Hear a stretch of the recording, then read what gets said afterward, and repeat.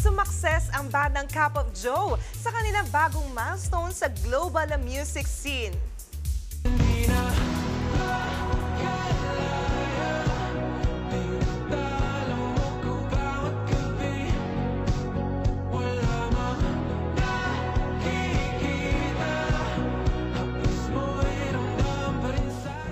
Sila ang unang Filipino act na nakabreak sa Billboard Global 200 chart.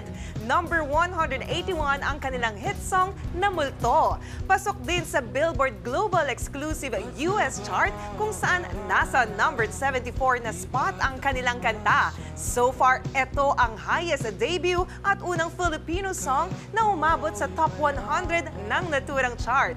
Lalong sumikat ang kanta dahil sa viral posts sa social media na anong multo mo. Tungkol yan sa mga damdamin o experience na tila minumulto o pumapasok sa alaala hanggang ngayon. Unang nilabas ang Multo noong September 14 last year at naging lead single ang kanilang album na Silakbo. Mga kapatid, Jania Lipon po, laging maging updated sa latest sa entertainment and lifestyle para maging una sa balitaan. Bisitahin at mag-subscribe na sa social media pages ng News 5.